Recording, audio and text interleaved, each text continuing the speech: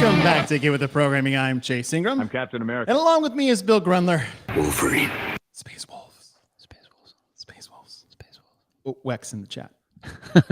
What's up, everybody? What's up, everybody? Hey, we are 1 minute. What are we going to do with all this extra time? I don't know. I don't know what to do with all this extra space. I know. I can't stretch out enough in all this area, all this room. Oh, hello, everyone. Happy Thursday. We are here to recap and analyze the Age-Group Quarterfinals. 4 tests, 5 scores over the course of 2 days, qualifying the top 30. 2 semifinals, which is coming up for the age groupers in what, like 3 weeks? Yeah. Just like fast track it. I mean, it's like open, quarters, semis, boom, boom, boom, boom, boom. Boom, boom, boom. You know what's crazy? Once you get that done, it's like you have months before the games actually get there. It's like a kind of... I have to retrain all over again. Yes, Corey, this is unprecedented. We are 1 minute early. We just got so excited to talk to you guys. Yeah. So excited. What's up, Devesh? Oh, Kat, how we doing? Dude, did you see Sivan got kicked off YouTube? No, what happened? So I don't like something in the, I don't know, censorship, misinformation. Oh, that's what that was about. Yeah, so he can't go live for a week. Shut the hell up. Yeah, so if you guys are bored, and you get no live Sivan, you can come over here. Come on over here. Yeah, bring Team Sivan over here this way.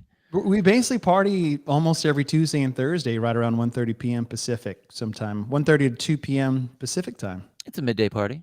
It's a midday party. For those of you guys that are, oh gosh, look at this. We must be like taking over the Sivan people. We spent $5. Yes, Corey. Yes. Thank you, sir. Appreciate that. Oh, let's see. Janelle, since I just turned 40 on the 4th. Wow. Happy birthday. Yeah. Yes. And to your point, Janelle, with your birthday, we do have our April trophy case challenge. Oh, yeah. We have that. Sammy got my Programmatron t-shirt. I believe that's what you're talking about. If you guys follow us on Patreon, you should have got an email directly from the OG Culture /SherpaWorks because you get a code for a free Programmatron t-shirt just for being a Patreon. A little thanks from us to you. I think the only thing you have to pay is shipping, but I mean, come on. That's cool. $4. Yeah, that's $4 cool. t-shirt. An awesome t-shirt, by the way. That only a handful of people have? Exactly. Only a handful. We're not. Yeah, it's gonna be great. Okay, so things on the docket today. Trophy case challenge. Yeah. Which let me pull up some. I'm gonna pull up some old school stuff on that before we walk through it. So we're gonna go through the age group events. We'll talk about quarterfinals process. I got some numbers for you, Bill. Oh, okay. I'm a numbers fan. I'm not necessarily a numbers guy. Yeah. And I was working with Mike Halpin. Who is that guy is a numbers guy. He is a numbers guy. We've got like stats guys, like historical context, Three-Eyed Raven, like Chad Schroeder. And then we've got just like the CrossFit super freak know-it-alls like Brian Friend out there. And then we have like numbers guy. Dude. Mike Halpin has put together some interesting things that I would love to share. Yeah. For the quarterfinals and semifinals. I think it's some pretty fascinating things, and it may roll into how we look at quarterfinals programming itself. So I think it'll be a good one. I saw some of the stuff. It's really fun. I'm not real loud in our little chat that we have, just because I don't know how you guys talk so dang much in that I chat bet thread that we you have. come and see there's like 300 messages. Dude, if I coach 2 classes, I'm so far behind the ball. There's like 150 messages, and everyone's in there, and all I can do is go in and go, ha ha ha. That's all I have time to drop in there. But I've just a seen, thumbs up on some random comments as you scroll through. Yeah, cool. yeah, but it's interesting having, and we always go in all different directions. But I saw some of the numbers that Halpin was putting in there. Mhm. Dude, the stuff he comes up with and the way he's able to utilize, I've never seen anybody use a spreadsheet the way he does. Oh, he sent me one. Guy is like sickeningly wicked with it. And here's the other thing is like you can go to him and be like, hey, I have some curiosity of how these numbers shake out. He's like, And I don't know how he gets it so fast. hey, there's numbers guys and there's people who like numbers. And I like numbers and stats, not to the level like baseball does, where it's like, this is the first player that has ever hit a home run, a triple, a double, and a single on the 5th Monday of the month of October at 57 degrees. Like, Jesus, guys, like how much are we going to manufacture these stats? But we got some cool stats, and things I was curious about was numbers of people who qualified for quarterfinals from indie, team, and age group. And then I was curious of how many of those who qualified registered, and then how many of those who qualified registered and actually submitted a score, at least one. Yeah. And then I was curious is based off the registration numbers in quarterfinals, what your percentage chance of making semifinals was. And the numbers are quite interesting that I can't wait to share with you. Oh, man. I can't wait to share with you. Yeah. But before we get there, let's talk about our April Trophy Case Challenge. And let me see if I can pull this up really quick. I want to find like an old school. Yeah. How old is that? 2012? Okay. That's 11 years. Oh yeah. Oh, we're gonna get busted for that song. I am going to turn the I'm going to turn the music off on there. But all right, drum roll, please. Your April Trophy Case Challenge is, for those of you guys can read, the Bear Complex. Now let's take a trip down memory lane. I'll play what the Bear Complex is really quick. All right, we're gonna have someone talking here. You guys watch the video. The music's not on. We can talk over this. But about a decade plus ago, this Bear Complex came out, and we've seen it intermittently. People will probably program it for their gym, maybe for their elite track, maybe a cool complex to put in there. You know, some people will be like, hey, let's do a 20-minute AMRAP, 2 rounds of Cindy, 1 round of DT, or 1 Bear Complex. And what people don't understand, much like Macho Man Complex and things like that, or the Bella Complex, is that they think it's just 1 round of a power clean, front squat, push press, back squat, push press. They're like, ooh, Bear Complex. No, no, no. Bill, what is the original Bear Complex? It's 7 reps of all of those movements. So what we're watching here on the screen, that would be 1. Well, actually, that would be a no rep. Well, you're right. Well, you know what I mean. One full round, but yes. So now there are a couple caveats in there. Are you able to find the Freddie Camacho one? Freddie in China? Ooh, let me see. Yeah. No, it's Freddie and Jolie. It was Freddie and Jolie Gentry. All right, I can search this. But so it's 7 unbroken. 7 unbroken. Like the only place you're allowed to rest is in the hang position, in the front rack position, or on the back rack.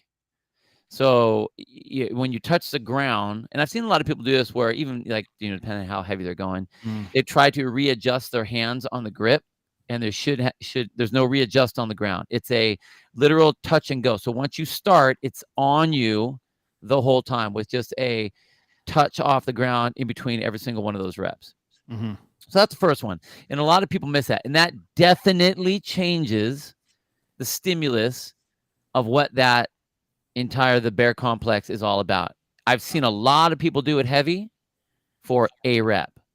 I've seen it where they've done 30. In fact, I programmed this for some of my athletes where 30 reps of a Bear Complex at a particular weight. And in no means is the plan to be unbroken. And it usually ends up taking them like 25 minutes or upwards of 30 minutes, depending on what the weight is. But Mhm. this is a time under tension, just grit blaster and soul crusher. Yeah. If it is done correctly. And what's weird is everyone can get, like, usually, even if you go decently heavy, you can get to 4 and 5 reps of that whole complex, 4 or 5 complexes. Mhm. It's the last ones that just drill you into the ground as you're doing these. And it's crazy how little amount of weight it takes to absolutely annihilate people. Yes. I can't find the Freddy one, but Damn I've got another video of it here. So Okay. let me see if I can open this up a bit more. But yeah, so your April challenge, and if you guys are catching on to a little trend here, is the very first challenge was a weightlifting challenge. It was the snatches. The second one was the aerobic challenge, which is our 5K road challenge. The third one was our Samantha Briggs challenge, which was all gymnastics. And now we are rolling back to the weightlifting. So we have 7 unbroken sets of a power clean, then a front squat, then a push press, then a back squat, then a push press. That's 1, and you do that 7 times. Now, Bill, the weight we have decided for this test, because these are challenges and only a select few of what someone would consider maybe specialists would be able to achieve this. Now, if you guys are watching this on screen, this is actually not allowed. You can't squat clean, which means you combine the push press and the power clean. You can't thruster, which means you combine the front squat and the push press, or back rack thruster. You have to separate every single rep you do for all 5 reps across all 7 sets. And the weight, ladies and gentlemen, is going to be 185 and 135. Just take a moment to let that soak in. I will guarantee you that right now there's a lot of people going, "Oh, I could totally do that. Or like, I could totally do that." bullshit, only games athletes can do it. It's like, this isn't for games athletes. This is for quote unquote specialists in the CrossFit community. Mm-hmm. And we're just trying to see who can do what, who can do all of them. Wall Street weightlifter, hello. If you're out there, if you can hear us, do it. I want to see it. Yeah.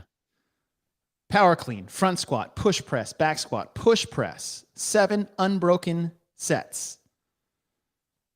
185 and 135. That is a true bear complex, and that is your April trophy case challenge. I really want to see the Wall Street weightlifter do that. Like, he's so dang powerful and so dang strong in his shoulders. I mean, just I've never seen anyone it blows my mind. that strong in their shoulders. Dude, no, it's crazy because he cleans and you see him do all these like crazy squat things that he does, but it's like his shoulders are his hips. Like they are equally as strong as his legs. It's the craziest thing I've ever seen. But I've never seen, like, the capacity on this one would be way different, and I would be really interested to see what he could do. That would be cool. Yes.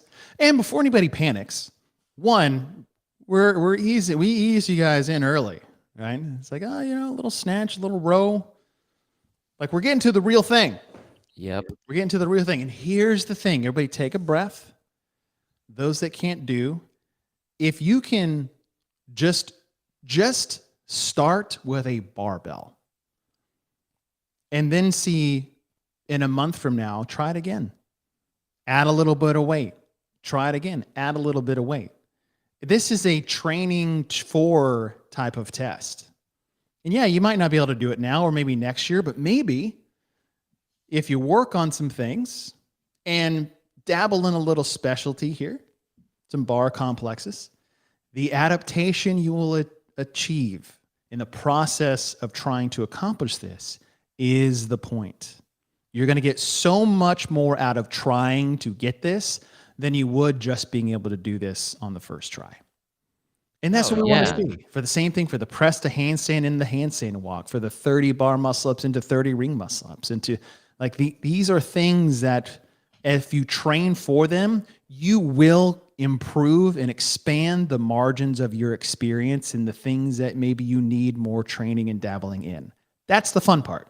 And just throw it all into the black box. Guess what? If you train to get this for the to do the bear complex, what we're looking at here, imagine all of the things you're going to get better at: your barbell cycling, your grip strength, time under tension. Knowing this is one of the things that I've seen for a lot of people gain, especially when you're looking at capacity type training tools or whatever. Most people don't know where they fail. They know when it hurts.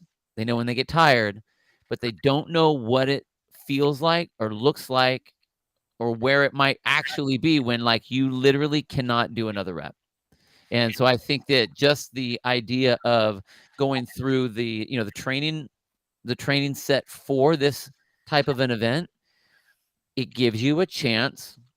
You're not under it. It's not a time domain, but it gives you a chance to see where the wheels really come off. And it's awesome. And Jeff's like, hey, I'll try 135. I'm telling you guys right now, dude, try a barbell. Like I'm not sure everyone's grasping the full.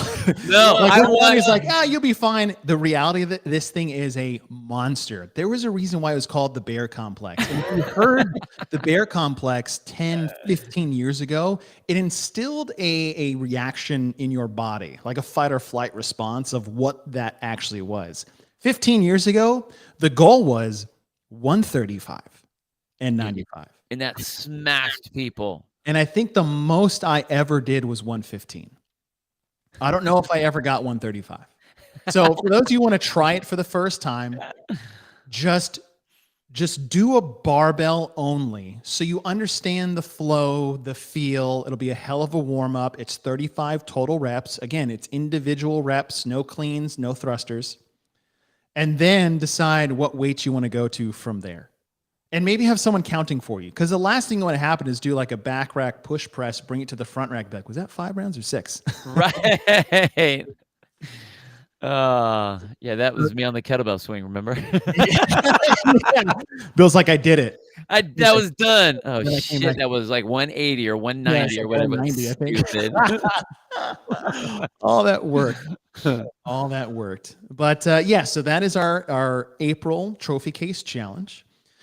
Bear Complex, 7 unbroken sets, power clean, front squat, push press, back squat, push press. 7 unbroken sets of those 5 individual lifts at 185 and 135. And you have that for the rest of your CrossFit life. Just out there, dicking around on a Saturday with your buddies and be like, hey, you guys want to try a Trophy Case Challenge today? Absolutely, I do. Which one do you want to do? You got 4 to choose from. Actually, you got 5 to choose from now. Yeah, you do. Hey, Jules just threw up a response to Elise. Yeah, so the places where you can pause. You can pause in the hang. Like if you want to re-grip, you can kind of bring it down to like the hip crease, re-grip there. You can pause in the front rack. You can pause on the back rack. And there's a lot of back rack pausing that happens. Because you can kind of like sit on your back, drop your hand a little bit. Your best. It's your best friend. Yeah. It's your best friend. But that's it. That's it. Like there is no re-gripping on the ground. Like if it isn't a bounce off the ground, then you're done. You guys know what touch and go is. Touch and go. You guys know what a thruster is. I was going to say, that's like the answer now for everything. No, I was like, forever, you know what it looks forever like. ruined. You know what it is. I used to be able to say that, and now I can't. So, all right, that is our Trophy Case Challenge. Cool. Guys.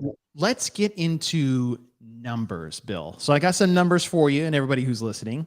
And what I was curious about this. So before we get into the number game is we're going to go through the qualifying divisions for that. So let's look at quarterfinals.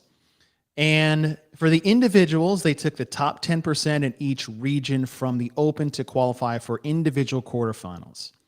Africa had 440 men, 328 women. make quarterfinals. This is just who qualified.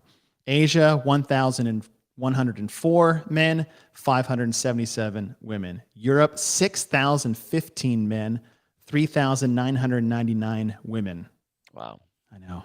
It's just like that. Two more people couldn't sign up. Jeez, I know, totally. Yeah. North America East, 4,010 men, 3,932 women. North America West, 3,144 to 2,808. Oceania, 967 and 901. And then South America, 966 and 734. That was for individuals, for those that qualified. For the team, they took the top 25% in each region. Africa had 14, Asia 19, Europe 68, North America East 91, North America West 68, Oceania 42, South America 29. In age groupers, for the top 10% in each age division across the world, and these numbers will just go men and women, 35, 39, 3,469 to 2,802. Just in that division alone. Wow. 40 to 44, 2,553, 1,852 for the women. 45 to 49, 1,544, 1,098. 50 to 54, 934, 643. 55 to 59, 514, 387. 60 to 64, 260, 213. 65 plus, 154 to 134. 14 and 15, 148 to 139. 16 and 17, 170 to 166. And this is just to paint the picture of the total representation coming out of the open, right? This is the top 10%. So if you go back up to 35 to 39, nearly 35,000 men registered for the open in that division. 24,000 women in that division alone. 100. No, like in the open. Oh, you're talking, okay, Like the big one. we're Oh, I taking see. I got you. Where we're coming from. Yeah. These are huge divisions and massive amounts that are qualifying. And then you look at some of the lower divisions, just to give to perspective, people are like, well, why isn't there a 65 to 69 category and a 70 plus category? And it's like, eventually we'll get there. But 65 plus, now this is a product of those that, can qualify because of the age divisions, is about 150, right? Eventually, yeah, we should probably keep putting in other divisions as everybody ages and, gets better in different divisions. So that's the number of people taking the test in quarterfinals, or at least qualified in quarterfinals, right? To put things in a perspective of now, what I want to look at, Bill, is what is the percentage of those who registered, or more so for those that participated, that would go to semifinals? All right. So for example, let's go on the individual side. And if you took North America East men, 4,300 qualified, only about 2,500 registered, and even less participated. They're taking the top 60 from there. And that number on average was about 2.5%. So the top 2.5% would qualify for semifinals out of the individual. And that was about baseline for most of these, except for the smaller ones, right? But East, West, and Europe, 2.5% is about that average number of qualifying, like percentage qualifying out of that. Here are the fun stats. So if you guys haven't gone over to this Instagram page, known_knowable. Yep. Right. This is just a nerdy stat page that I absolutely love. Halpin was a big part of setting this up, and it just has a bunch of numbers in there for you guys. So for example, if you looked at the age group division, right, it has the things broken down. It has who's qualifying out of each region, all these great graphics. One of them was this percentage total that he did for the quarterfinals. So here's some cool stats. Of the 13,000 plus women who qualified in quarterfinals, only 5,751 actually registered, and only 5,400 actually participated in more than one event. For the men, nearly 17,000 qualified worldwide, 8,000 registered, and about 7,400 actually participated in that. So the numbers we're going off of are those that participated and qualified. Now, when we look at that, is like it's about, I think the number was like 45% that actually registered and qualified. Yeah. And so you look at that and it's like, okay, what is that a product of? Well, it could be a product of people just don't want to do quarterfinals. Right? It's like, hey, I did the open. I really don't want to do quarterfinals. Or it's a product of like those that is like, hey, I'm not going to make semifinals. Why sign up for quarterfinals? It's like, well, I don't really think. And then it could just be, hey, we're waiting to see what the programming is. Right? And I think a lot of people do that because part of it is quarterfinals is $50 to play for 5 tests on average. Right? And some people just want to wait to see if they can do them. And this went to our argument, and we're not going to really rehash that, about programming for quarterfinals specifically, is you want to make it doable for most and able to separate the best, right? You don't want to program tests that everyone can be somewhat good at and there's no separation, right? You still want the best, fittest athletes to be able to move on and separate themselves, but program to the demographic majority that's taking the test. And I think that was kind of our big thing about individuals. Well, and we made such a big point, even like a long time ago, of how important the open was to be able to be all inclusive, but still have to be able to qualify people to whatever the next stage was. And we've seen what the Open's done at different times, whether it was straight to the games or if it was going to regionals or if it was going to quarterfinals now or whatever it ends up looking like. That was very important. And I think everyone kind of understood that piece. But now that we have these different breaks, and it's really weird that I have been in multiple conversations now where this point has come up where it's like now it needs, oh dang, look at that, it's your stuff right there, Mike. I'll put in the chat. But yeah, how important it is to understand every single one of those steps. Well, here we are at the quarterfinals.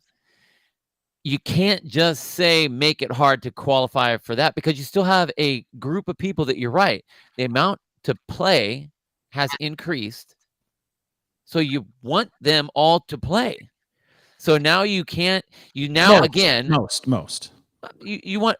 if you're charging them extra, if you're charging them more to get in there and get after it, then you have to make it enticing for them to get in and get after it.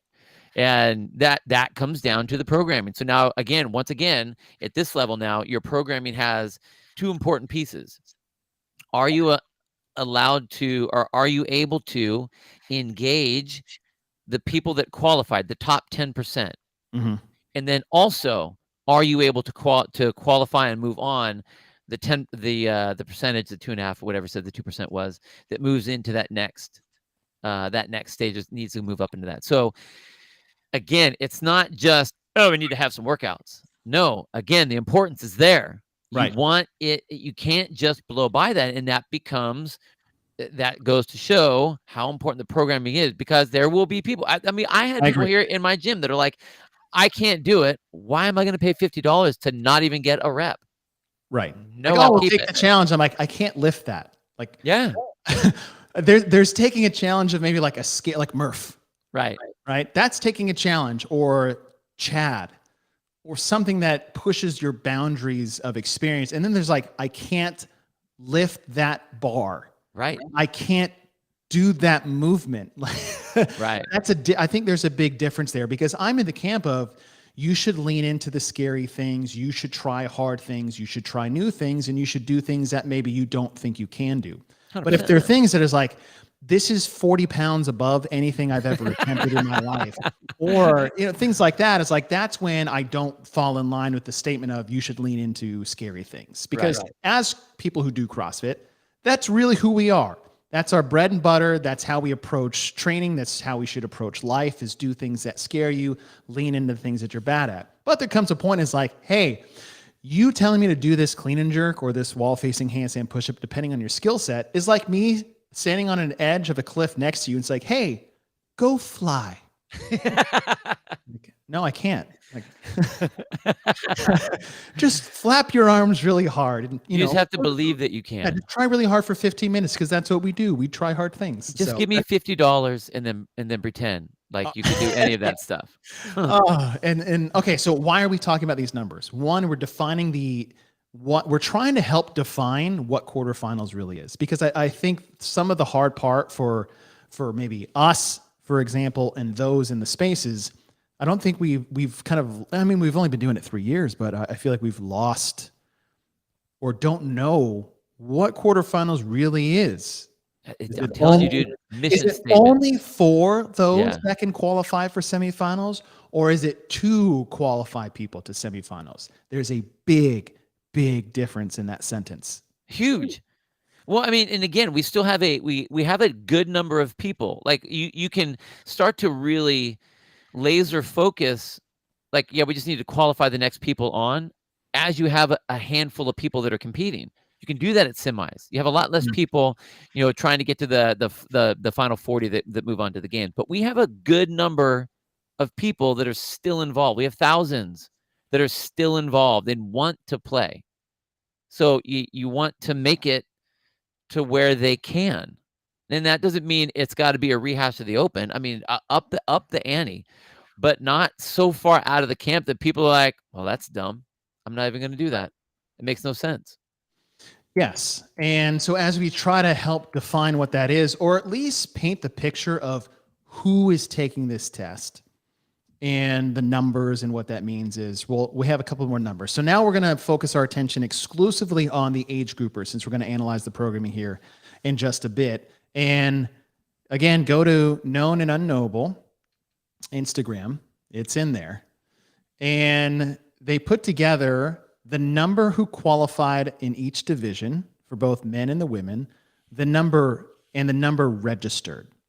So as we look at this first part here, this is the women's side. In 35 to 39, 2,400 qualified, half registered, right? So we have a pool of 1,239 actually taking the test. 40 to 44, 1,800 to 1,000. 45 to 49, 1,668. And here's the interesting part is that, I mean, these numbers are a little weird. It's like, as you get older, there's more people participating with who qualified, but also the numbers are less. So it's a little, but as you look at this, right, and that was the women, and this is the men, 3,400 qualified for the men, 1,700 took the test. Again, right about 50%. About the same numbers fall in line. Am I missing something? I'm looking at the. No, well, no, you're not missing anything at all. What I'm laughing about is how many people are doing it? the percentage. Like, why do you think the percentages would be going up? Now, granted, you have the less people and all that kind of stuff, but I think that. Well, it's the number who qualified versus took it. Well, again, technically, it's just, I don't know. It's the same. It's basically the same thing. It's the same percentage. What I see when I look at this is, I mean, I'm talking, and I'm looking at my age group here. I'm looking at the 50 to 54 divisions for the most part. Like, if they're going to do something, they're in. I don't do it halfway. I'm in it. Not like, well, maybe if I do okay, then maybe I'll decide to do it. But if I can't do it, then I won't do it. Then I won't. Well, okay. So I have another theory for you. Okay. The 35 to 39 is 50%, 40 to 44 is 56%, 45 to 49 is 62%, 50 to 54 65%. So it increases every 5 years. Mm-hmm. It jumps from 65% to 77% at 55 to 59 for the men. For the women, nearly the same thing, 50%, 58%, 60%, 62.5%, and jumps 15% from 54 to 55. Why? 35-pound dumbbells. And not wall-facing handstand push-ups. You're right. The numbers. That's where the big, so for you guys that get it, that is the big switch. Yes. Where it goes to a drop in the weight. Everyone, like the 35 to 39, the 35 to 54 division, basically they are doing. They got the freaking shaft, dude. The 50 to 54, like, that's a tough division because it's still heavy. Which I will say this: I like the weight. I like it heavier. And you're right, Mike.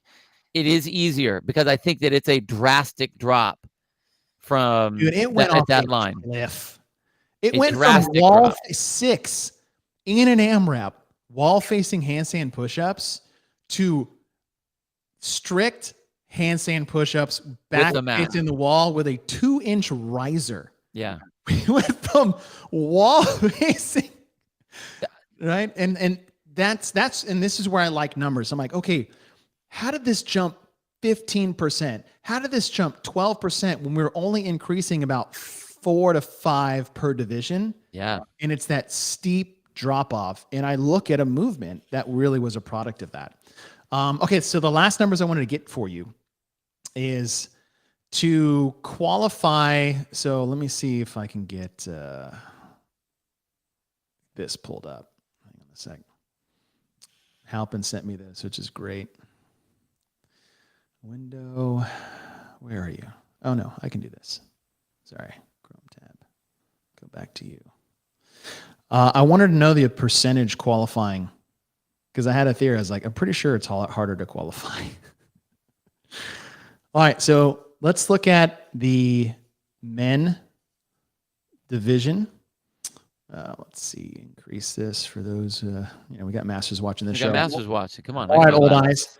Okay, so for the 3,500 qualified, basically 50% registered, 1,652 participated. They only take 30 to semifinals. That's 0.8. We already said your chances of qualifying in the individual's toughest regions with the most participation was on average 2.5%.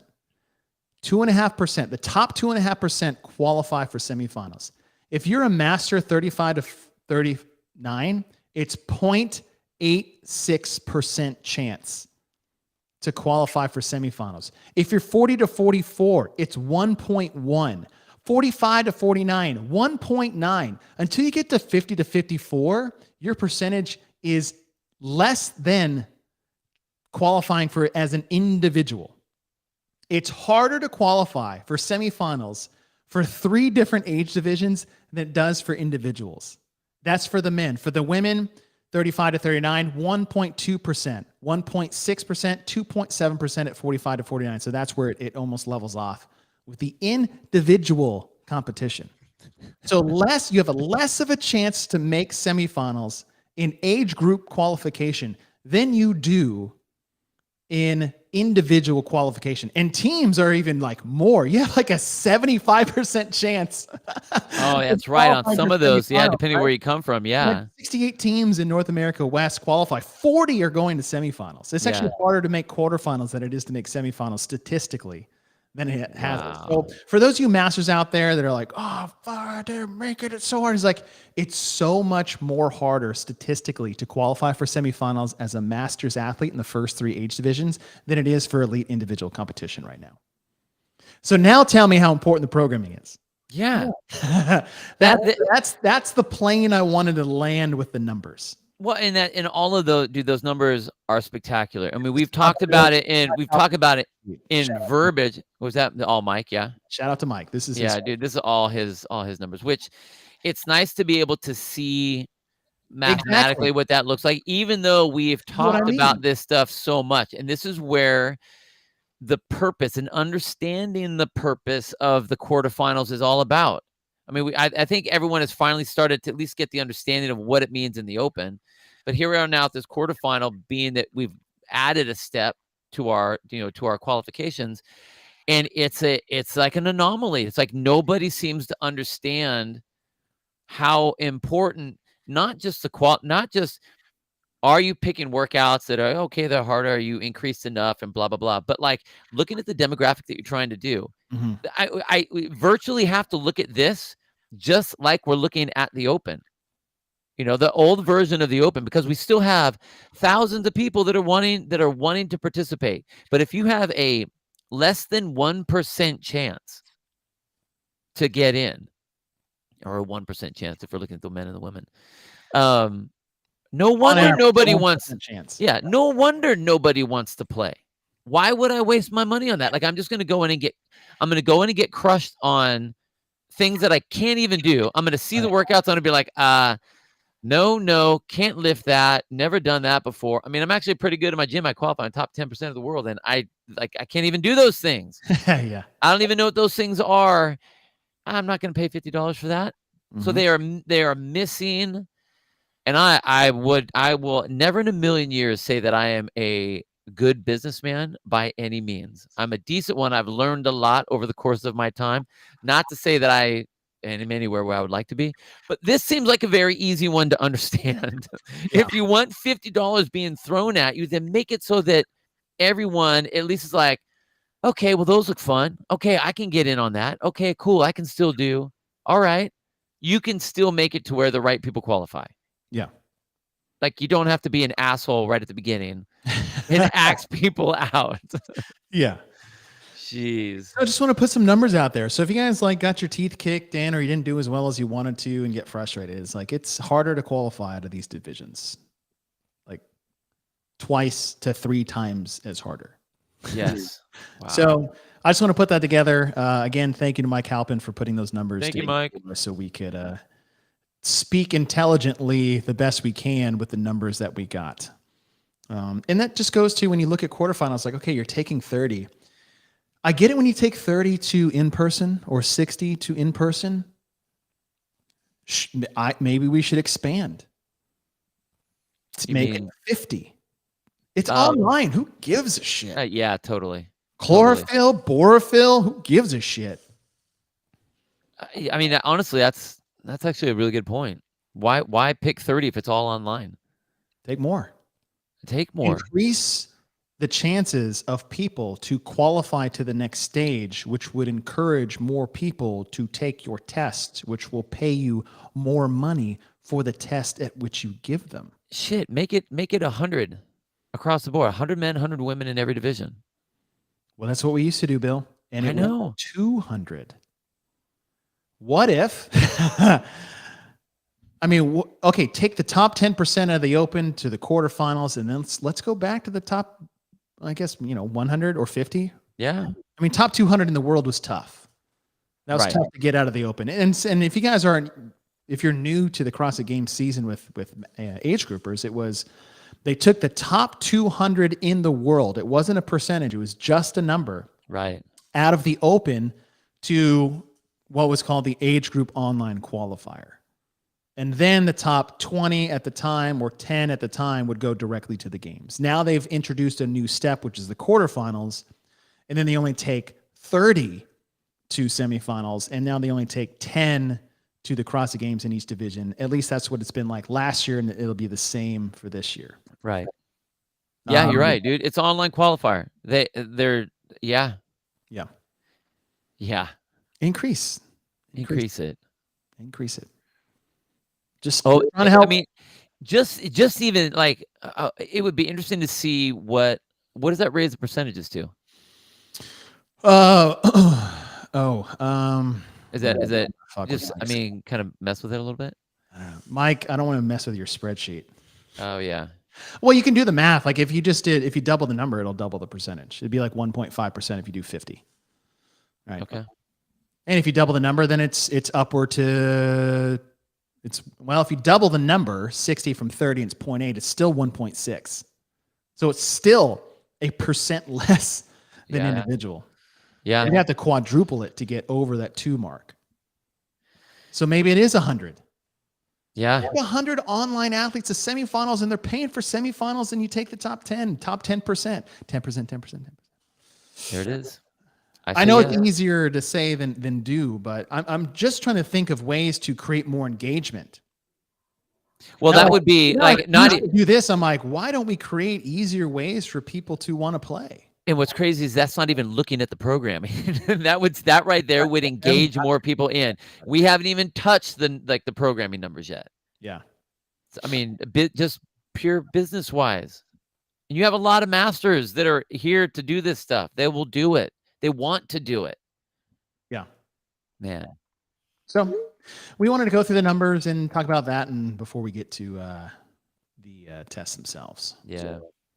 Okay, so let's take a look at the test. We're going to go through the programming for the 2023 Age Group Online Qualifier.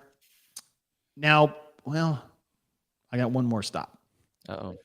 We talk about the trickle-down effect. What happens at the games to semifinals to quarterfinals to open, right? A programming trickle-down, that waterfall effect. And this year in quarterfinals for the individuals, we saw wall-facing handstand push-ups and crossovers singles. Right? At the games, there was deficit wall-facing handstand push-ups and double under crossovers. So we took the skill at the games, we skipped semifinals. Who knows what's going to be in semifinals? Probably something like that. And then lowered the skill from the games to quarterfinals. So the trickle-down effect was technically there. We just didn't get a shot across the bow in semifinals to be like, oh, okay, we should probably get ready for this for quarterfinals. But the skills were less. To their credit, they were less, right? If it was the same thing, I'm like, damn, dude. For the age groupers, that was not the case. Let's look at the programming from the CrossFit Games last year, which Bill and I, for the majority, really did like. And we look at the tests that we had. Day one, they did running, 20-foot rope climbs, dumbbell shouldered overhead. The event two, they had a max trio. It was a 5-minute cow bike, a 1-rep max weighted pull-up, and a 1-rep max front squat. The third event was a chipper, pegboard, double unders, regular handstand push-ups. And I don't even think it was strict because it doesn't say strict. Was it strict? No. So it was skipping? Actually, What was it? I think it was strict. Even if it was. I think it was strict. It Yeah, programmed that's okay. We're at the games. strict. Yeah. We're at the games. It's okay to have 10. strict handstand push-up. Everyone has done them. Yeah. Okay. So they programmed 25 strict handstand push-ups at the games with 10 of the best people there. And then the next day we had squat cleans and parallel bar traverses. The other event was 20 ring muscle ups, snatches, and cow row with some obstacle course sprinting, carrying Karen, Husafel bags, wall ball shots. That was actually pretty sweet.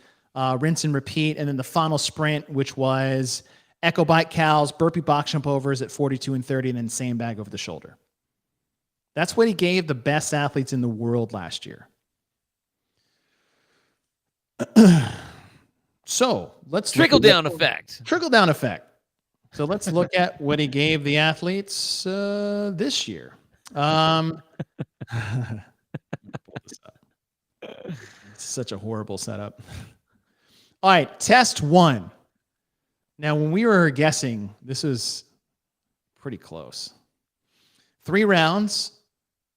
2 25-foot dumbbell walking lunges in the hang position, 20 toes to bar. 3 rounds of that. Into 2 rounds of 2 25-foot walking lunges with dumbbells in the rack position, 15 chest to bar pull-ups, and then 1 round of 2 25-foot overhead walking dumbbell lunges and 10 bar muscle ups. So basically 3 rounds of toes to bar, 3 rounds of chest to bar, 1 round of bar muscle ups, so that progressive skill in the gymnastics and the weightlifting one. I almost nailed this one without the toes to bar. I didn't think they were going to do toes to bar because of the GHD. Yeah. So I put chin over bar. This test, great. I like it. This is great. This is fun. This is challenging. You've got a lot of grip fatigue, 60 toes to bar, coming into 30 chest to bar, into 10 bar muscle ups. You've got that adding skill set of difficulty and the difficulty of the dumbbell position for the lunges. What I like about it is that this is the type of event where you can have the best in the world that are going to be able to race, and you have the person who came in 91% in their age group, and they're like, okay, I can do this. I can do some of those. I can do toes to bar. I can do chest to bar pull-ups. Maybe I'm okay on bar muscle-ups. Maybe I'm not, but I can get in there. I don't see this one and go. I don't see anyone in that 10% looking at this and being like, there's no effing way. It's like, okay, I like that. Started off strong. Cool. Yeah. And when we look at some of these tests, when the demographic is like, everybody should be able to do this if you qualified at the quarterfinal. Hell yes, they should. We had 50 toes to bar in the open to get you here and ring muscle ups. Yeah. Right. And I really like this. And after watching it, I liked it even more. I was like, damn, I want to do this. I will say, honestly, I think that this could even be, it's not that far out of the range of even an open workout, I don't think. Oh, I think this is, You know? if this became an open test next year, have at it. Yeah, totally. Week 3. This is a week 3 open test. Let's get after it. Yeah. Something, I mean, or a week 1, whatever. Like this is great. It provides a level of difficulty early enough that all people should be able to do if you qualified here. Yes. Everyone should be able to start this test. Everyone should be able to do the middle part, and whether you have bar muscle ups at the end based off fatigue level, that's a different story. But it's the last movement you do. It's the last 10 reps of the 100 that you had to do. That's the other sneaky thing I love. It's 100 total gymnastics reps. Yeah. I was like, thank you, my OCD. It's like 16, 30, and beautiful. Yeah, no, it is drawn up really, really nice. It's good. I like it. I like it. This is great. This is really great. Test number 2. So test number 2, as we look at it, again, we had it was a 2A, 2B. And the question is like, will there be anything different in there in those spaces? So test 2A was an AMRAP in 10 minutes, 6, I'm going to keep saying wall facing because your chest isn't touching the wall. 6 wall facing handstand push-ups, 9 GHT sit-ups, 12 box jumps at 30 and 24. Box jumps, so stand up and step down. 10-minute AMRAP here. And when you look at this, this is where I question the desire and reasoning of putting wall-facing handstand push-ups in here for the Masters division at all, because it's the hardest thing they've programmed for this division. We just talked about the CrossFit Games. They did 25 regular handstand push-ups, or even say they're strict, was at the games, and now we're just like quarterfinals, level it up.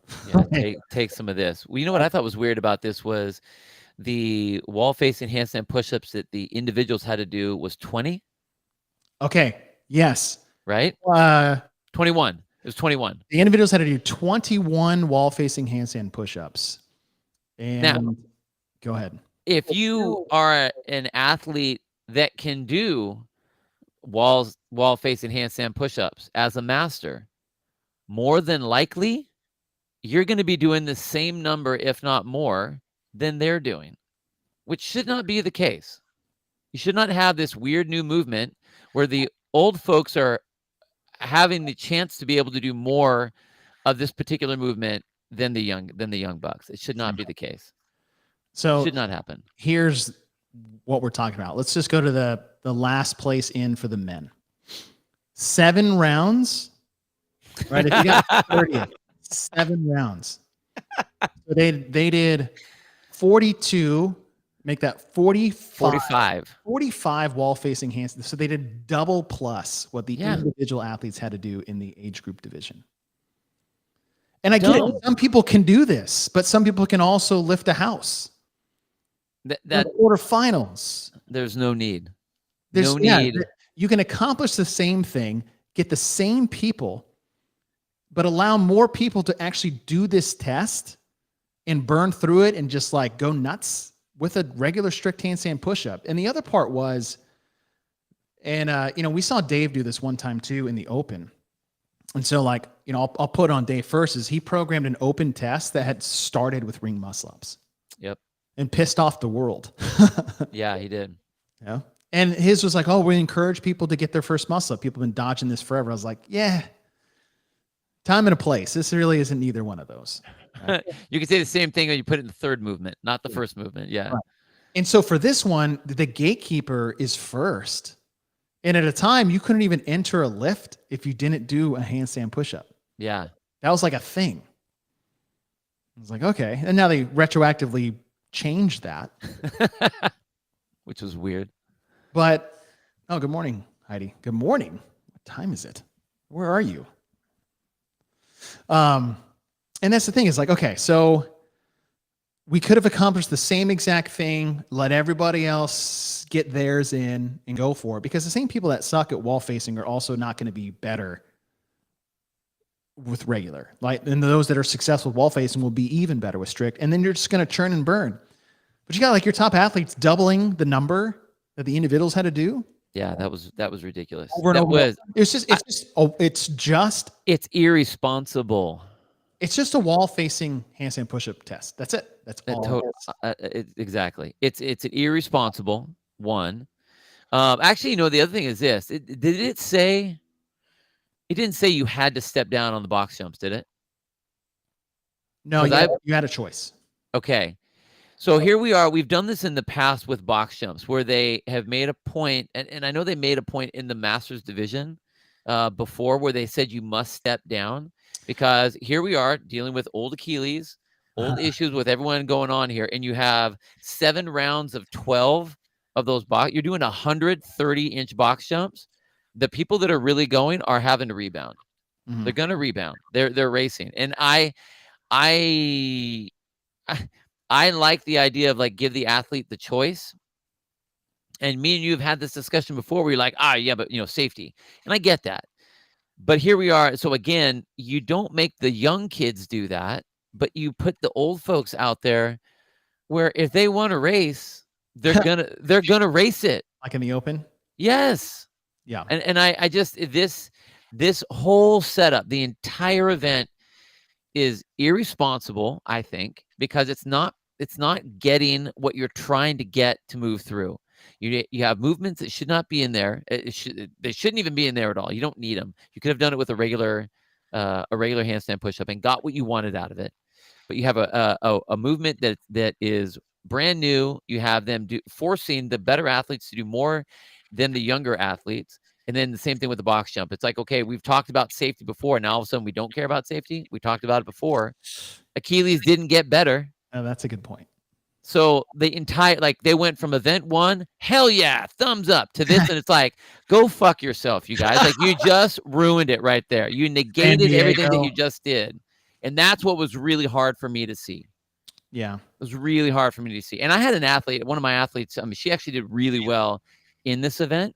One of my Masters athletes, and I knew because she's really good at handstand push-ups. So I'm like, you know what? Go smash it. But inside, I'm looking at it going, this was dumb.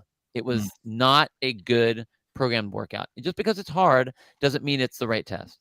Yeah, it's just, there wasn't balance, and you would have had a more balanced test with just regular handstand push-ups. Make them strict. They did strict to get here. Right. They did strict in the open. And then the drop off to Masters, like, it went off a cliff. Yeah, and then you go from that to the 55-year-olds where it's like erased. Yeah. Like, I mean, they regular strict and then add 2 inches, and now it's just a little bit of a drop off. It's a little tougher. Or another format, and so we want to create some thought behind this other than just like this was, this wasn't it. But we had a chipper idea, or like where, okay, if you really want to put wall facing handstand push-ups in there, put it at the end of a chipper, just like you did for the individuals. Exactly. So totally. If someone can't do them, they at least did a bunch of work to get there and earn some fitness against the rest of the demographic, not who can do these and who can't. Put it at the end. If you really want these in there and you think it's appropriate for this time, I won't argue with you. But there's a way to introduce these. You did it for the individuals. Why you, the gatekeeper of this entire test, and the only thing that this test tested was your ability to do a wall-facing strict handstand push-up. That was it. The GHDs were nothing. The box jumps were nothing. They were so few and so high that it dictated the pace and the slowness of that. That was it. And then you go to 2B, and we have a 100 max clean after we just did a thruster in the open. It's the third time we've tested a max clean in age group online qualifiers in a span of maybe 10 years. I'm just like, why were the snatch over at squad? Something that the vet masters And Or why even do a 1-rep max when the teams and individuals did multiple reps? Exactly. I was just going to say that we just looked at what the teams did. They had their version of this. Did they do a 1-rep max? No. A heavyweight for reps. Pick a heavyweight. Individuals did is 5 minutes of clean and jerks at 275 and 185. Totally. They both did the same thing. Yeah. Why are masters doing a clean? Oh, it was so bad. So bad. Drop the weight. I mean, I'm going to say drop the weight and do max reps. Done.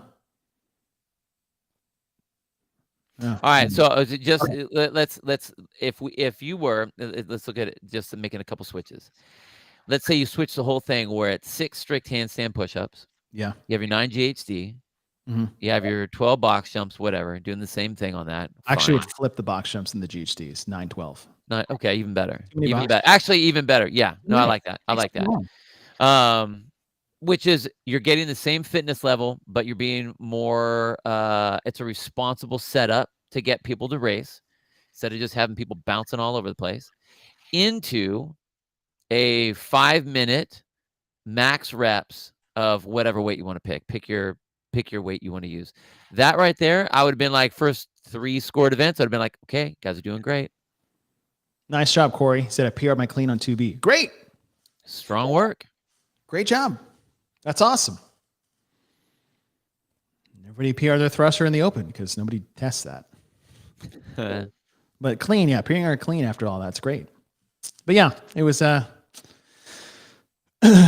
this, and here's the thing, like the same people will be successful if it's 6, 9, 12 strict handstand push-ups, box jumps, and 12 GHD sit-ups. The same people are going to crush. Totally. Same ones. Maybe some other ones in there that just didn't have this skill set. And if you do max clean and jerks or power cleans, F it. Just say cleans. Max cleans. If you didn't want to do the same thing you program for the other 2 divisions, max reps. Pick a weight. I'm in the camp of like they just dictate what the weight is. Just do max reps.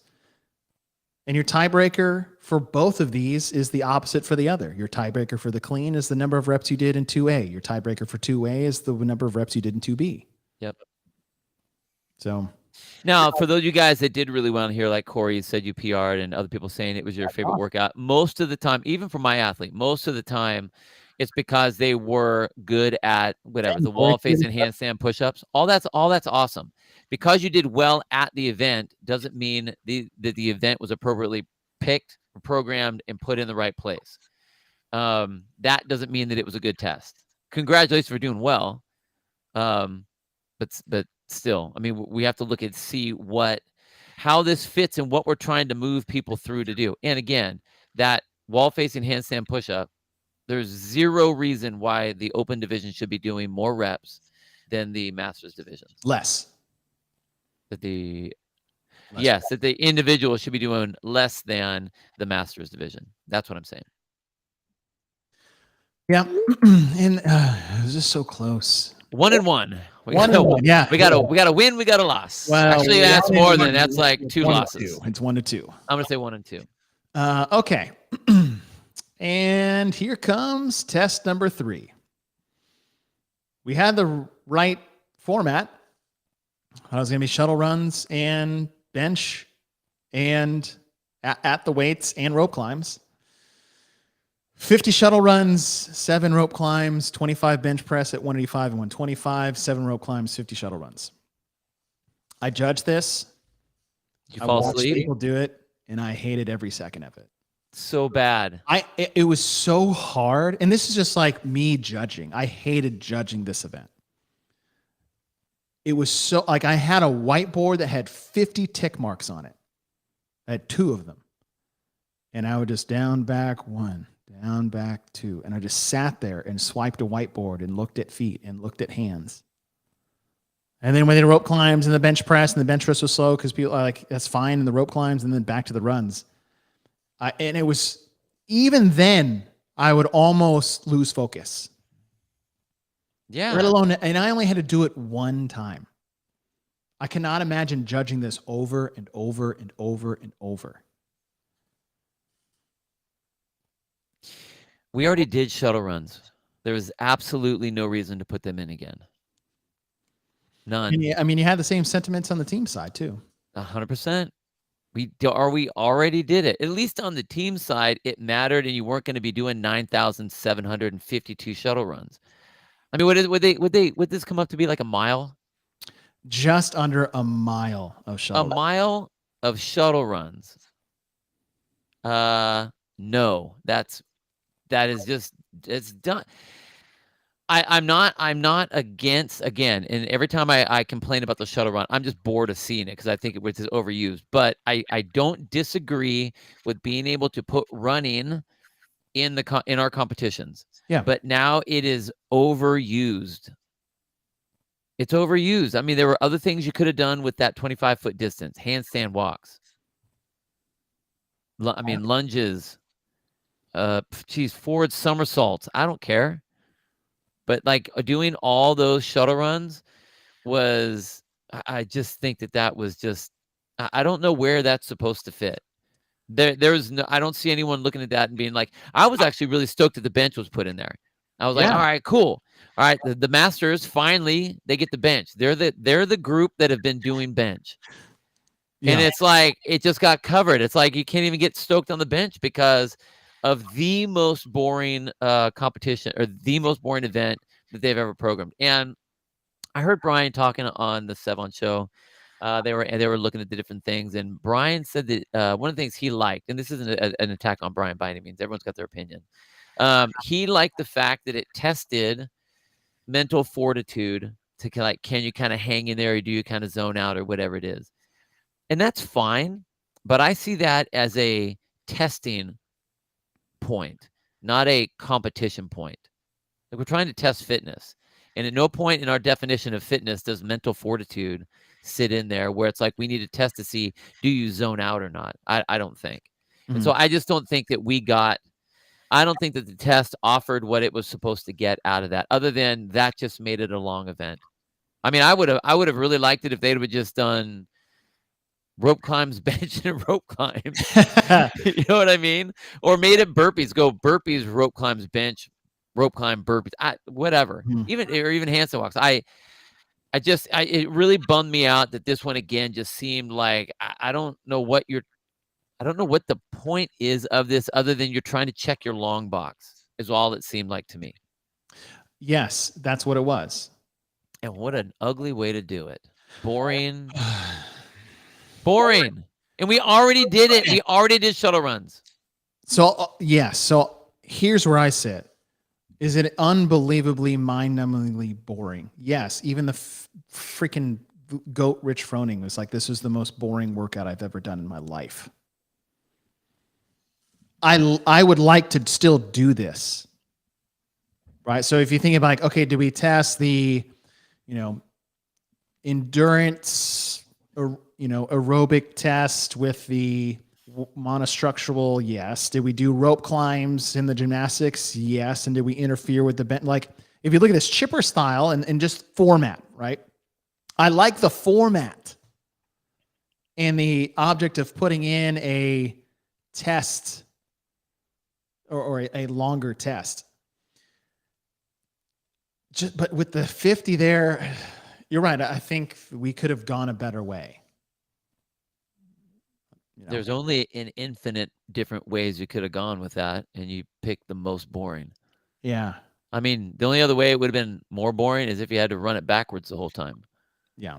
All right. Okay. So let's take boring, obviously, is just as like, and not that, and I will say this. Let's look at the, before we move on. Boring doesn't mean bad program. Right, like, so I don't care about boring. So let's focus on programming itself. We went a long test, aerobic, monostructural, gymnastics, bench, push, pull, legs, lung burner. 15 to 20 minutes is our range of times. Right? Programming wise, of accomplishing a stimulus modality, where do you sit on that? You still could have had a long event and made it handstand walks, rope climbs, and bench. Made it like a pyramid chipper, the exact same thing.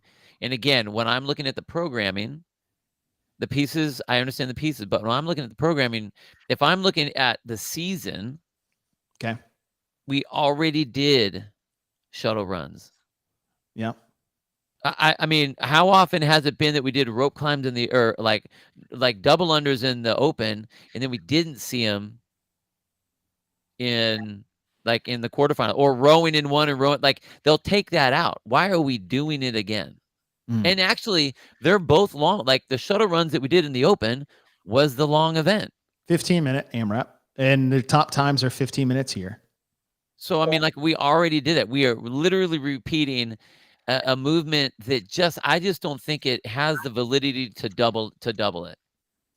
It's one thing if you were doing, you can do I think that doing a 1 rep max thruster and then a 1 rep max clean has more validity than shuttle runs in the open and shuttle runs here in the quarterfinals at the same level, the same pace. It's not like everyone's going fast on this.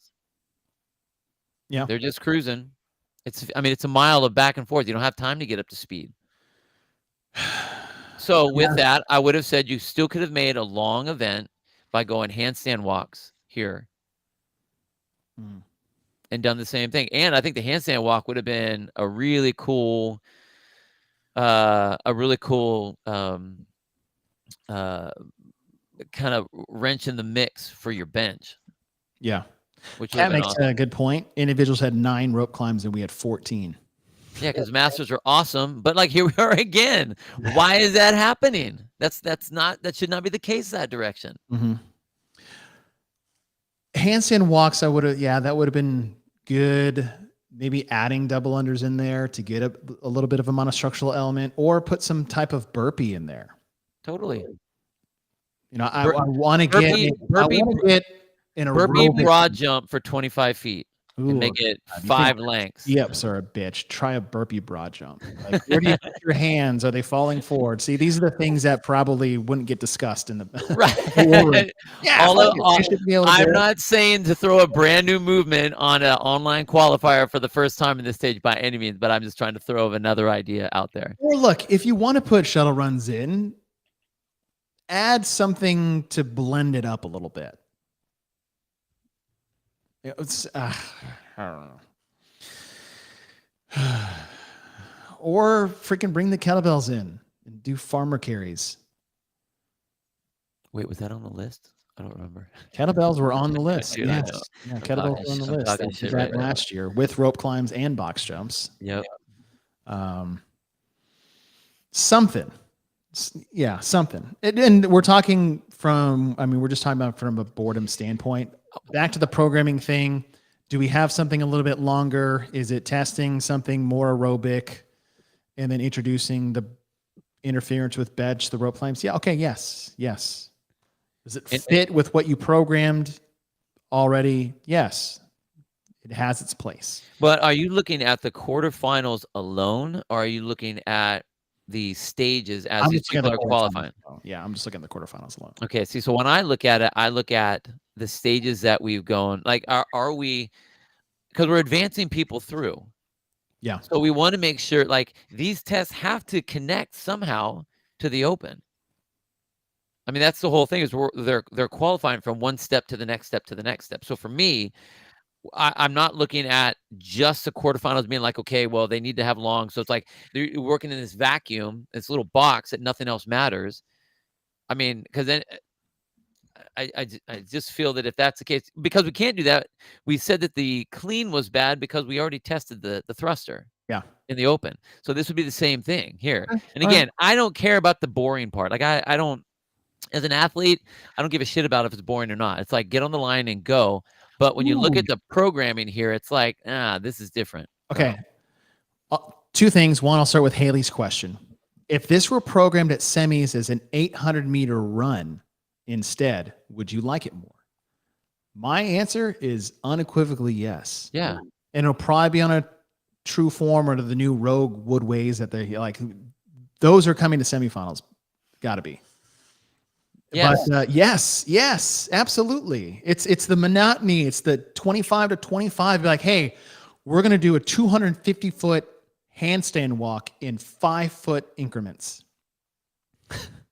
Well, And in you the got to end, turn around each time. okay, and I'm not saying that counting should be difficult, but if it was 800 meters, it's like this: you hop on the true form, it starts, and automatically the numbers pop up and start counting. Yeah. No one's gonna jack it up. But if you're running it and you're judging it, and I mean, you said yourself, you had your hash marks. Right. The chances of something going wrong is there. Now the chances of like, okay, well, are you gonna look at these videos to make sure that someone actually did count all 50? Yeah.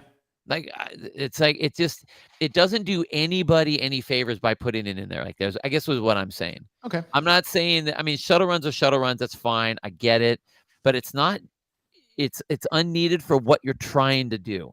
I Mhm. don't think there were other ways to do it, and I think that was a miss, and it just took away from the fact that everybody gets to go and do bench. Like, I Yeah. was so excited to see that. I'm like, yeah, bench. Okay, cool. This is my age group. Like, that's what we did was bench. We Mhm. finally get that shot, and now it's completely overlooked Yeah. by just Yeah. a miss. But yeah, to Haley, is Haley to Haley's question. Yeah, That'd be awesome. yeah. That's I what I'm agree. saying. It's like we're not specifically talking about the program. We're just talking about 50 shuttle runs, down and back 25 feet at a time. What if you did 25 line facing burpees into 25 shuttle runs, 7, 25, 7, 25, 25? Just to switch up a monotony. I mean, yes, we did the burpee thing. Sure. I'm just trying to think of ways to not drastically change it. I And don't think add I an don't think element. you, I don't think you need the 50. I think if you were to do uh 5 rounds of down back 5 burpees. 5 I mean, it's more fucking it's Yeah. just more counting stuff. I mean, like, yeah, you could I do know it, it's not counting, but it just ends up being weird counting stuff. And that's why yeah, you know what? Here's what I would do. This is what I would do. This is what I would do. I would have the double unders like you were talking about. So I'd say 200 double unders, 100-foot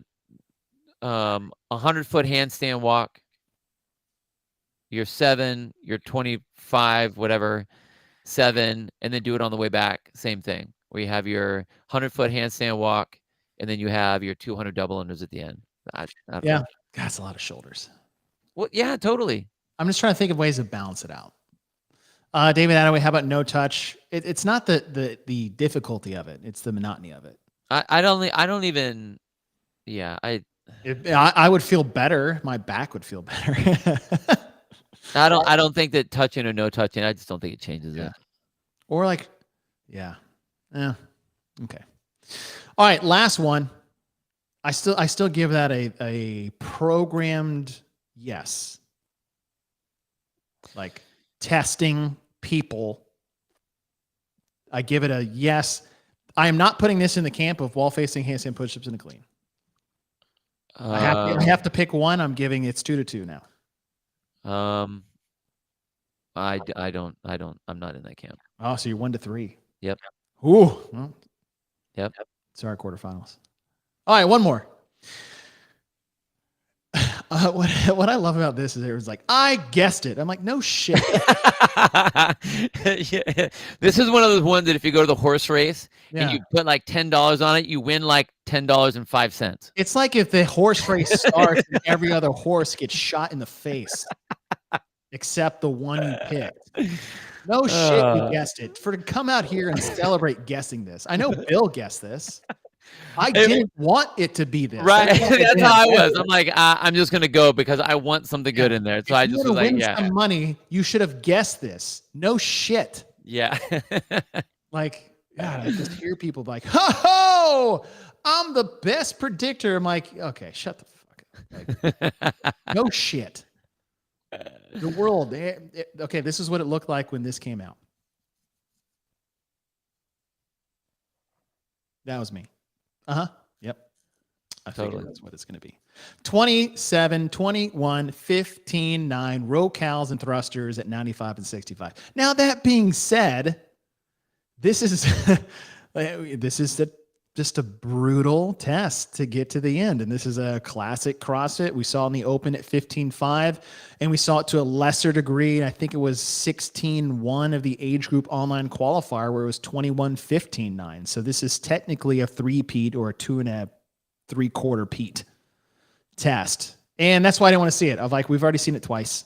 We've already seen it once in a lesser capacity in the age group. I'm the guy that just wants to see new things. I don't hate repeats, and I know they have their place, and I just didn't want it to be this. I just wanted to see something different. No, I agree. I like this event. It seems odd to me that we're taking an event that everyone did in the open, and now here we are. I mean, we have these brand new hard movements.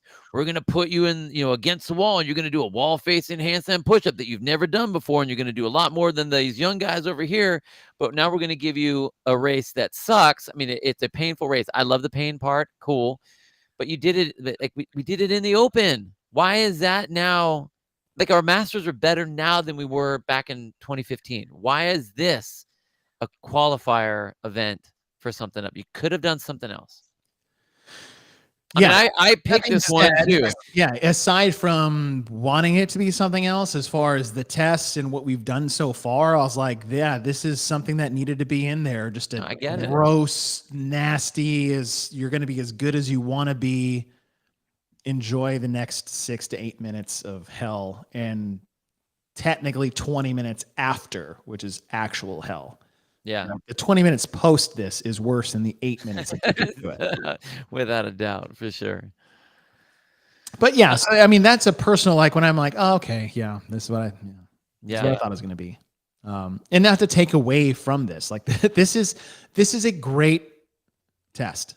When I looked at everything across the board, my first initial instinct was, okay, well, this is the best event of the whole thing. It's already been, and the reason I said that was because it was already a proven event. We already know what it does. We already know what it can test. It's already been vetted out. We already know that it's nasty. We already know that it sits right in that heart of, like, what a CrossFitter thinks about. Like, I get it. And that was my first one. I looked at it, was like, okay, yeah, no, all right, cool. And I think I was just kind of pissy because, like, here we are in some of the events doing, like, the wall facing handstand push up, and then you only had 10 bar muscle ups in the first workout. I got it, but I would have thought that there should have been more. That's why when I made my prediction, I had 3 rounds of the 10 bar muscle ups. Oh, right. Because I wanted to see more of those. Since, I mean, we did 20 ring muscle ups in the open. So it's like we go down in things that we should be going up, and we go up in things that we should be going down. I don't know. That's a good point. I mean, yes. And to this one is like, I wanted to see, like, I'm just a fan of seeing new things. And with Boz at the helm, I was like, hey, let's see what he cooks up. I was like, oh, okay. Yeah, we've seen this before. So, but as far as, again, I'm having a hard time separating feelings about things outside of actual programming. It's like my feelings of watching 100 shuttle runs and doing 100 shuttle runs. I'm just like, bleh. But if you set, and like, and this is why I gave it a thumbs up, is because of what Haley's question was. If this were 800, like not to go back to the test 4, but if it was 800, 7, 25, 7, 800, I'm like, fuck yeah, this is great. So that's what I'm trying to separate the two. Do you get what I'm saying? Like, no, 100%, 100%. I'm generous, and like, I'm not a generous guy. So if I'm saying this, like, I genuinely am having I'm trying to be consistent. Okay, so instead of having if the 25 foot is only going to be used for shuttle runs, then I'd say take that out, and you put the rowing there, so you can row 800 meters, do your 7, and do that. So I would be much better with that. I'd be much better with that. Oh, I just turned off a mic. Okay. Okay. So this fixes 2 of our things. It's 1,000 meter row, 7 rope climbs, 25 bench, 7 rope climbs, 1,000 meter row, or whatever you want to put in there. But it's about equivalent. 1,000 meter row, 800 meter run. That's the same. It's a row buy-in and it's a row buy-out. Then you get right. Yeah. And then you modify this to 27, 21, 15, 9 of thrusters and shuttle runs. Just like the teams did in a different format. It's like, hey, we're doing 15-5, but now with shuttle runs. So it's like, oh, how much worse is this going to be than 15-5 was? Because now we don't have rowing. So it's the same thing. It's nearly the same stimulus. Nearly. But different. And so you can get your shuttle runs if you really want to program running. You have 27, 21, 20, 45. Yeah, what is that? 50, 62, 72? 60, 70? 45, 62, 65, 50, 72. Right? 45 Yeah. plus 20, 65 plus 7, 72. All right. So you almost get the same number of shuttle runs. The shuttle runs will matter. Yeah, they totally will. They'll matter as much as the 50 did. And you get both. And we don't drastically change the format of the test. How long was it taking your people to do the shuttle run? The first part, the first 50? I can't remember. Approximately. I know you zoned out, but For like 5 minutes, maybe. Somewhere between 4 to 5 minutes. With that being, I would rather it be more similar to what the teams did, 2, 2, 4, 4, up to, and then like pick your time frame, say 10 minutes. Well, maybe they do the same thing because the same athletes aren't taking this test. Yeah. So you could have done it. Yeah, or make it 7 minutes. Make it 7 minutes. Philip Weir, no. The men need an 18-19 division. No, they don't. No, they don't. No, they don't. Just like we don't need a 30 to 34 division. Like, if those athletes are going to the games at that age, they don't need. Yeah, seriously. No. And create every division for people you know. Okay. That being said, repeat. This one goes in my big thumb up. I'll go thumb up. Category. Big win. Thumb up. So, all right. So we look at the program as a whole. Test 1, dumbbells, lunges, increasing in difficulty, decreasing in number of lengths, the gymnastic skill set of toes to bar, chest to bar muscle ups. So, okay, we got that. Then we switch to test 2, where it's the wall facing workout and the heavy clean test. Like that was it. That's all it was. And then you switch to test 3, the longer of the tests, 15 to 20 minutes there, the shuttle run, boredom, as we've been talking about. But I still love the rope climb bench combo. Like, right. A killer, awesome combo. And the number of reps you had at those weight, like that weight got really hard for people. They were not expecting that. And then the last one, it's a classic CrossFit test. It's something that does its job in a lot of different ways. It's, basic movements. You've got the best barbell movement we have, which is a thruster. And then you introduce the rower and those combining movement patterns with that format. Like, it's just great, right? And so you look at the whole, and I'm giving it, since I had a 3 to 2, 3 to 2.5, maybe a 50-50 split, I'm giving it 1. I'm going to give it 1 thumb up on the masters. Because like where I was at with, I gave individuals 1 down, right? I'm giving this 1 up. I'm like, there's some problems in here. There were more things, in my opinion, good that outweighed the bad. Therefore, I'm giving it a positive review. Okay. Of 1. I'm not going to give it a 1 up. That being said, I do think, I like the first event. I understood the first event. I think that the first event could have been in the open, just like the last event was in the open. So we had 2 that I think were appropriately placed, maybe just under a little bit, but it still allowed everyone to do the things that they needed to do and be able to race. It was a good bookend, 1 and 4. Exactly. I'm cool with that. Being that we had a 1 rep max lift in the open, I didn't think we needed to have it here. So I think that was a swing and a miss. I don't like the fact that they put the new movement with the wall facing handstand push-ups at the volume that they had them. I didn't like that, especially being more than what the individuals had to do. I don't like the fact that we did multiple shuttle runs. We did it in the open, we did it here, and I just didn't see the need to have to do that multiple times like that. It was, and then in the most boring way. What's really weird is we did it in the open, and you found that you could walk it, which was You did it in boring. a And then you useless come to way. this one, and then it's boring again. Then So, boring. I'm not saying boring or not, that's what's going to make it work or not for me.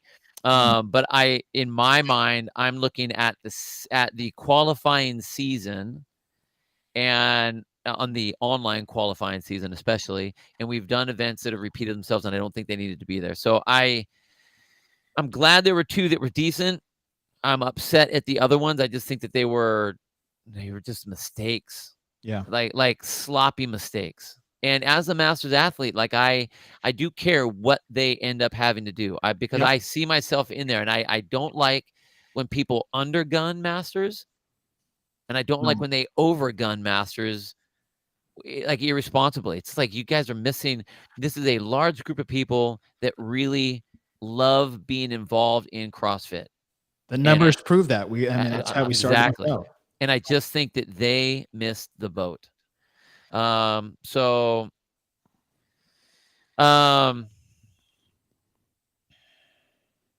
You're almost talking me out of my 1. well, I'm gonna go 1 down. 1 down. 1 down. Ooh. And it's because I just feel that the mistakes were just like, wow, what the hell were you guys thinking? It seemed almost like, okay, team, you go do this event over here, and team, you guys go do this over here, and everyone had their own plan. They put them together, and it was like, it to me. And I like the first one. I liked what the second one, the last one was. The middle ones, I got bummed out. I wanted to see bench being cool. I like the rope climb, bench, rope climb. Love that. Push, pull. Come on. Yeah, yeah. I love that. I love that. It's a great combo. And maybe now I'm actually even more jaded because of what we talked about when we were looking at the teams, and how we were looking at, like, well, what if you split? Dan said that, like, what if you split? Yeah. Dude, that has been like bouncing around in my head a bunch. And I would have even loved that setup for the Masters. Yeah, well, we did a little, Dan threw out this before we closed out here, is that it's like, hey, when we look at the team tests, what if they were the individual tests for quarterfinals? How would you have liked those? And not just for the individuals, like not age groups, like individuals totally. And the question I put out there was, would the best still have made semifinals with these tests? And across the board, the answer was yes. Okay. Mission accomplished. Were the tests made that more people could have participated and competed with these people? The answer was also yes. And that really comes to what we're talking about. It's like, oh, good or bad. It's like, we're talking about quarterfinals in our goal for here. And I think our opinion is that you should program where the best will separate themselves. And maybe the bottom 10 to 15 will churn depending on what the programming is. That always happens, always, no matter what stage we're in. And you also have programming that the majority can do and and then like the moderate group of that can still be competitive for themselves. A lot of people don't sign up for quarterfinals to go to semifinals. Most don't. We already know that 98% of the people in individual quarterfinals won't make it. Right. Or I say 97.5. 99% of the people in Masters won't make semifinals. And if that were the only reason people sign up, then only 30 people or 100 people would sign up. People want to do tests to test themselves. And I think people get frustrated when they qualify for certain stages and like, again, when you draw a line, there's going to be people that are missed out. You say this all the time. We're not trying to cater to the lowest common denominator, right? But we want to put tests out there that allow people to take these tests on a majority scale. Totally. So that they can test themselves. Look at the bell curve. Set it up on a bell curve. And if you put things out there, and maybe this is all a long game ploy to just push the community forward a level that, Boz is admittedly says like we're so far behind in gymnastics in his point of view, and he's not wrong. Right? When you look at our proficiency with weightlifting and endurance tests, like we are way further towards specialists than we are in gymnastics. We are basically infants when it comes to that scale. He's right. And this could be his way of just ripping the Band-Aid off and forcing us, and maybe he just like does this turmoil for a year or two and we all get better. I don't know what the end game is or what that is, but the way I look at it now with my point of view in the demographic is in quarterfinals, creating tests that will separate the best athletes to semifinals, allowing everyone else to test themselves for themselves, because 1,000 people are not signing up to make quarterfinals. And if you are, you're delusional.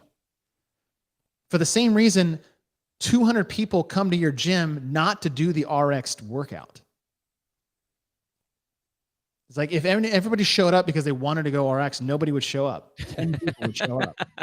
But they want to have a test to be able to test themselves. And if you give them a test that they can't do, if we out them from the beginning, I think that's where people have the problem and the frustration, right? Whether it's too much skill too soon, too heavy of a weight that you don't even get to play with anybody else or lift a barbell, or something that's not to say we should program for fun things, but like you said, the monotony of a shuttle run for some people as well. And that's where I'm trying to wrap my brain around how I look at this and how we define quarterfinals. We got to make a test that people can actually take for the majority. Right. While separating and sifting those that can qualify for semifinals, not making a test that only people who can go to semifinals can take. I think that's where we have that hard line of a miss. Right. And I just think that I almost feel like, we figured it out with the Open. I think we are at least getting have a good understanding of what we're doing in the Open. And then I think we're kind of stuck in this is supposed to be regionals or something, like old school regionals, rather than understanding that this is basically just a smaller pool where we're still doing the Open. Go a little heavier, go a little bit more technical, a little bit more volume, whatever, but still with the same idea, with the same intent of, we want this to be inclusive for the 10% that are there, but allow our people to be able to qualify through, which means the vast majority should be able to do the majority of the things so that you can have people race. That's the bell curve. Yeah. And your top end people that are going to qualify, they're the ones that are kicking ass on it. Yep. And then you'll have people on the other side that are like, wow, I really suck at that one movement. Okay. And that's why I'm 89.9%. They rounded up and I got in. You know what I mean? So you're good. Yeah. And so then when we have like criticism, like that's what we're looking at. We're looking at the whole thing. And we've heard this a lot. We've said this. I said this recently on the Talking Elite Fitness show that they had. And when I hear people say, it's like, well, the right people made it, so the programming did its job. That's so wrong. I was like, it's a cop out. You're also missing the point. Like, it shouldn't only be because the right people made it, the programming did its job, because this isn't the CrossFit Games for one. And this isn't semifinals for two. This is quarterfinals. This is still supposed to be a broad test so that people can know where they're at. Yep. You also have worldwide rankings and level systems, and you're putting in things that people just can't do and participate in. Now, I'm not saying everybody should be able to participate.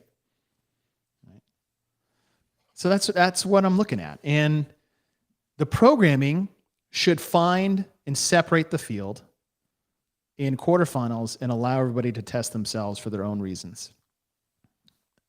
And to judge programming based off who qualified or who won is not how you analyze programming. It's not. Of course, Matt won. Of course, Tia won. You give them 20 different tests that aren't just one thing, they're going to win. Right? It's just that's the deal. That's the deal. Janelle, thank you so much. Oh, you're awesome. Thank you so much for coffee and Bubs, of course. Yes. I need some coffee right now too. I do need some coffee. And if those of you guys, before we sign off, again, make sure you guys go to bubsnaturals.com. Use the code GWTP20 for 20% off. And then, Janelle, you get your $10 back. Boom. All right. So we got to the end of the rainbow that was quarterfinals. We had individuals, teams, and age groups. We both thumbed down individual. We both thumbed up team, and then we split the difference on it. And I thought we were going to we're going to find. I made a joke on the post like we're going to determine like was it an overall success across all divisions? And of course, like we go out there and literally tie. Two thumbs down. Maybe in individuals balance it out. Oh, David Attaway, $5. Coffee fun. Yes. Insane. Yes. We appreciate that, guys. Really do. Thank you guys so much. But thank you guys for listening to the show. Thank you guys for rolling with us all these last few weeks when we did these quarterfinals. Next week, maybe we can get back to a CrossFit Journal article. Oh man, we need to do that. We've had people asking about it too. We need to get back on those. Okay, we'll dive into that. I just threw this out there, and I never told you this. I want to do this. What if we did an episode on Tuesday called "Reprogramming the 2023 Open and Individual Quarterfinals"? I'm just going to repost what I wrote because I think true. my events were awesome. Okay, so let's do this because this is we try to be fair within the confines of the things we were given. That's kind of our rule, right? Do you want to retool it? Well, retool, reprogram. Like, so it's like, okay, open. You okay. know what I'm saying? Is like for test 3 for the individuals, like you can't just like bring in something new. Okay. Like, okay, we only got a GHD in a box or whatever. You know what I'm saying? So what do you think? You want to reprogram the open and quarterfinals for the individuals? Sure. Yes. Tuesday? Okay. All right. So we'll reprogram because, I mean, we haven't had a hashtag there fixed it in a while. All right. So next Tuesday, 3:30, 4 o'clock, my time, your time, 1:32 p.m. Pacific. Yeah. We will reprogram the open and quarterfinals for the individuals. And then next Thursday, we will get back to the Glassman Chipper. And I believe this one is also about programming. Well. Maybe We need to send that to HQ. That's true. Thank you guys so much for joining the show. We will see you guys next week. Have a great weekend. Happy Easter. Look out for the Easter Bunny. And we'll see you guys next week. Bye, guys.